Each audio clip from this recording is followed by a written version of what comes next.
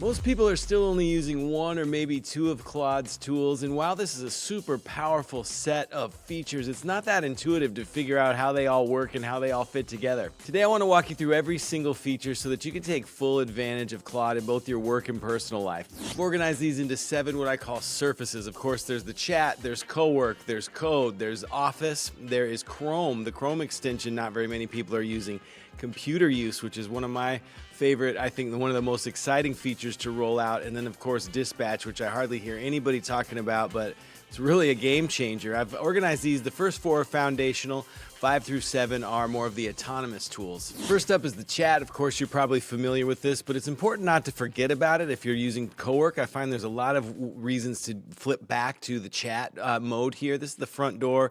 The ask the answer, you're done. No folder needed, no setup. I'll explain that in a second. It's best for brainstorms, quick research, rewrites, that type of thing. Today's example is going to be a demo of adopting a puppy. I lost my little puppy not long ago, so my wife and I are getting excited about looking for a new one. That's today's example. You can obviously access the chat here in the web, but I much prefer to work with it now in the desktop app. I'm asking it to shortlist 5 dog breeds for an active outdoorsy couple living rurally. Before we run that, I just want to talk a little bit about the models here, because the models are basically what make Claude, I think, one of the most powerful tools out there. You've got Opus 4.7 now, which is one of the top tier models across all boards. You've got Sonnet, which is a great model, and then Haiku, which is a super fast model. So I get a lot of questions from people who are thinking of switching to Claude about, hey, I've heard it's expensive, I heard you run out of tokens and all of that, and if you're at the $20 a month option only, you're going to have very limited access to Opus 4.7.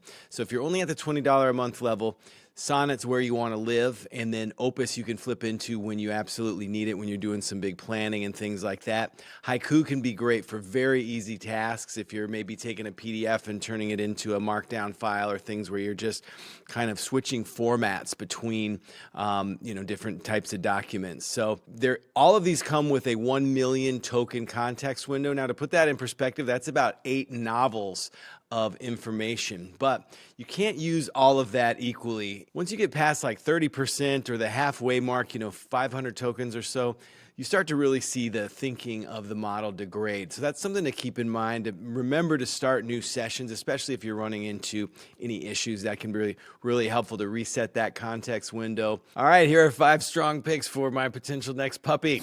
Surface 2 is Cowork, and this is a biggie. This is what really made me focus most or all of my efforts onto Claude. This is a project workspace where you can manipulate folders and have Claude read, write, and manipulate things on your computer, and really allow it to manage its context, manage its memory across many different complex projects. This is really good for any type of client work or anything that you're doing over and over again. Claude Cowork is really the place to set all of that up. On that note, I want to let you know about a live 4-week course that I'm about to kick off. It starts later this week. It's called AI for the Long Game, and it's about moving from just piles of tools and scattered workflows and experimentations into a very organized system that is easy to update as new tools come out for your AI work. And we're going to be focusing on Claude Cowork very specifically. This is for non-technical people, solopreneurs, founders,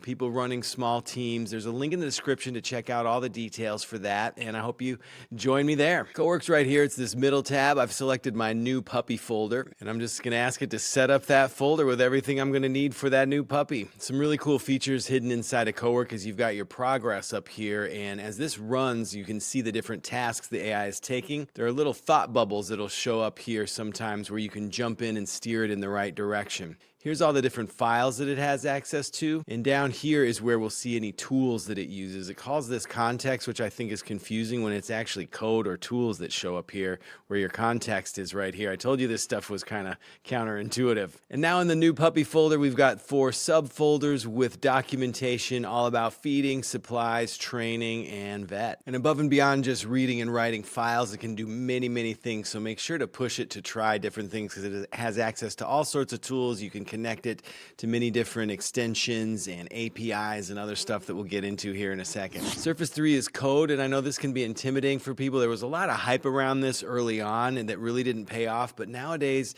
it is starting to get much easier to actually build, real apps from plain English without any coding required. And these are tools you actually use, not just documents. So I can't tell you the number of little scripts and things that I've created that save me so much time on a day-to-day basis. Of course, here's where code lives on this right tab. And if you're new, just select local. That means you're going to build this on your computer. The folder we're going to select is one that I've created called Tracker App. That's in my new puppy folder as well. Clicking open and saying, build me a puppy milestone tracker with charts. We'll just let that cook for a second and come back to it in a minute. Surface 4 is a biggie for any knowledge worker who uses these Microsoft products, or really anybody who needs to create decks and spreadsheets. You can use Claude right inside of Excel or PowerPoint, and it really has Excel and PowerPoint dialed in. It can edit these things much better than ever before. In fact, the deck you're looking at was built with its PowerPoint skills. I don't really use PowerPoint. I use Google Slides, but if you are able to properly manage it and build out the right skills and workflows, which we'll get to here in a second,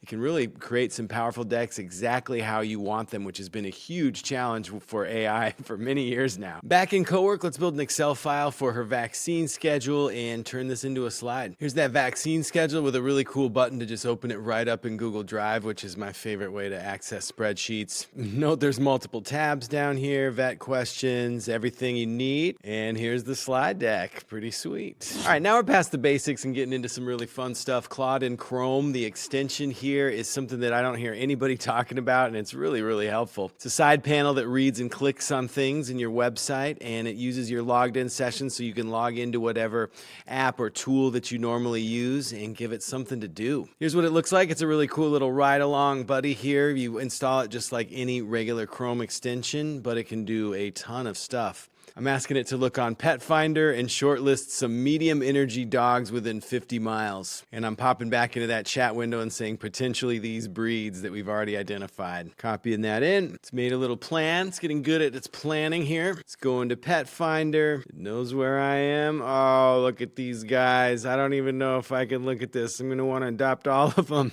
Awesome. It went through the site and pulled up a bunch of Labrador retrievers within 50 miles of where I'm at with a little summary about each one. Really cool. That research would have taken me a while. I've noticed that it works a lot better if you select the Opus 4.7 model for this. But not only can Claude automate things in your browser, but also on your computer itself using the computer use function, which is really, I think, a total game changer. I know that word gets used a lot, but this can, allow it to move your mouse, click buttons, navigate any apps, work across different browsers, across apps, really anything on the screen. Again, it's not 100%, so this is about 70% reliable is what a lot of their documentation says. It can really do a lot of what anyone can do sitting at your computer. So computer use is something to definitely start experimenting with. I'm imagining this is going to get from 70% to 110% in just a few months. And the people who know how to use it, the people who actually figure it out, like when it's hard to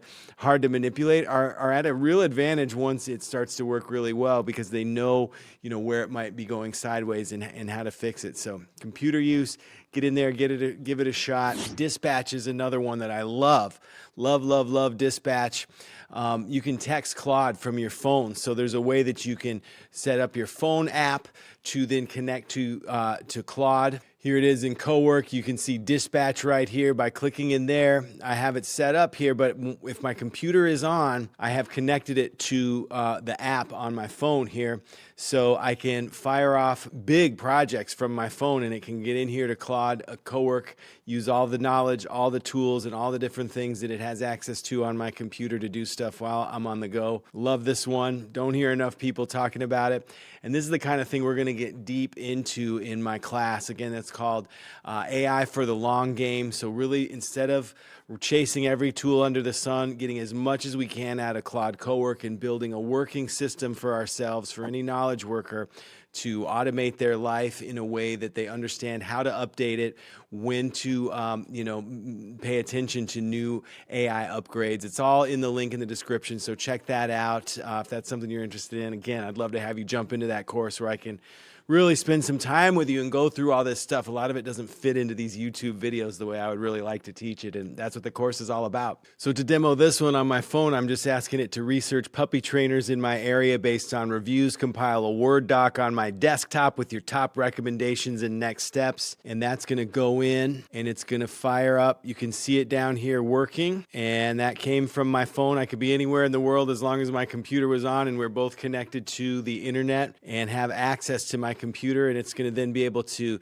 either email me that document or text it to me. This is really, really powerful. You're probably familiar with OpenClaw. That was a tool that came out recently that really pushed the envelope, and Claude is really trying to recreate that functionality here in a safe and manageable way using this dispatch feature and some other fancy stuff hidden under the hood here. So while those are the main surfaces, there are 3 threads that run through all 7 of these. These are your projects, your skills, your memory, and even artifacts. So projects is here, and this is a place to keep a bunch of your files, a bunch of your knowledge. I don't really recommend using this. I recommend using some other tools that I think are a lot better and keep things out of Claude's memory so you have more control over them personally. And that's stuff we get into deep in the course. It's really what the course is all about. Scheduled tasks are here. So anytime you want to automate something, what I love to do is once I've got something working, like if anything we went through here today was something I was going to do over and over again, first I'd build a skill from that. I would ask Claude, hey, let's take what we've done from today that it worked and build a skill from that using any code, any tools, and the workflow that we went through. Once I've tested that skill, then I would create a scheduled task from that skill to automate it. So don't try to create a scheduled task before you've worked through it manually. Word to the wise, I've been there, done that. These live artifacts are really cool. These are ways to build things online, build some code. I'm going to get back to that piece of code that we created earlier and show you what we got there. But if I wanted to publish that live or anything live, I would use these live artifacts. Great for sharing quick and dirty things with your clients, your friends, your family. Dive in there, create an artifact. Dispatch we went through, there's a ton in the customize section here. And these connectors are huge. When they first rolled out, they were a little bit wonky, a little bit like how computer use is now, but they are really starting to work well. So much can be done if you know how to connect these and how to build skills around them. And that brings us to memory. Memory is one of the biggest issues, one of the main skills that you need to master to really become proficient at AI, because Claude is storing memories in a lot of different places. There's this new auto dream feature, which I'm learning a ton about how it organizes its own information about you. Understanding where that is and where that can go wrong is, I think, the #1 way that you can get the AI to produce results that you really want. Okay, jumping back to that little code project, the puppy milestone tracker with charts. This is super cool. Inside of code, you can do so much here. Here's what it looks like, the puppy tracker. Let's see if we can zoom in. And what I love about it is it's getting much smarter about building little databases behind the scenes where it's sharing, it's saving all this information in a real way. It used to be kind of tricky. It's getting much better about that, and it's smart enough that it's allowing you to export all this data if you want to save it somewhere. So I love this little tracker, really one prompt, several words there. So if you haven't checked out this little code button inside of the desktop app, definitely give that a whirl. Point it to your local machine. It's a lot of fun. And if you want to go way deeper on this stuff with me, definitely check out that link in the description. Again, that new course is called AI for the Long Game. It's a live 4-week small group class built to really have us have some time together to build out this system and move you from a pile of random tools and half-working experiments to a strong system that's going to get stronger every time that you use it. A system that you're going to be able to update anytime something changes. You're going to know exactly where to put that change, where to update that model or that context. We'll get into all of that. I talk about it a little bit in the video that's on the enrollment page there. But the idea here, so many people are overwhelmed. We want to move from that state of overwhelm into a state of clarity. That's what that course is all about. Check out that link. I'll see you there. Make your dreams come true.